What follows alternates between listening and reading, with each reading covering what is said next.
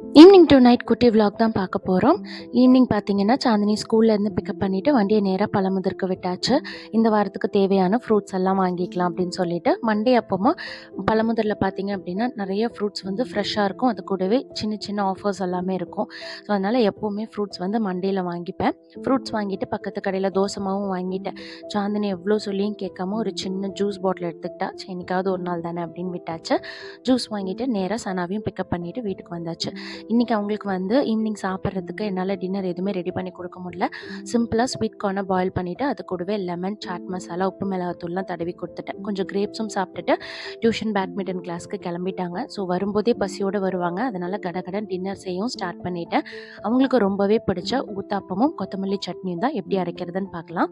கடையில் கொஞ்சமாக எண்ணெய் சேர்த்துட்டு கடலைப்பருப்பு, உளுத்தம்பருப்பு, சீரகம், காஞ்ச மிளகாய், கருவேப்பிலை, தக்காளி, சின்ன வெங்காயம், பூண்டு, சின்ன சைஸ் இஞ்சி இது எல்லாத்தையும் சேர்த்துட்டு நல்லா வதக்கிக்கோங்க. இது கூடவே 2 கொத்து வந்து கொத்தமல்லி தழை சேர்த்திட்டு 1/4 கப் துருவின தேங்காயும் சேர்த்துட்டு நல்லா வதக்கிட்டு ஆற வச்சு கொஞ்சம் கெட்டியாக அரைச்சிக்கோங்க. இப்போ கூடவே தாளிப்பு கொடுத்துக்கலாம். கடுகு, உளுத்தம் பருப்பு, கருவேப்பிலை சேர்த்துட்டு தாளிப்பு கொடுத்துட்டீங்க அப்படின்னா சூப்பரான கொத்தமல்லி தழை சட்னி ரெடி ஆயிடுச்சு. மெத்துன்னு ஊத்தாப்பம் ஊற்றி இதை தொட்டு சாப்பிட்டு பாருங்கள். டேஸ்ட் ரொம்ப நல்லாயிருக்கும்.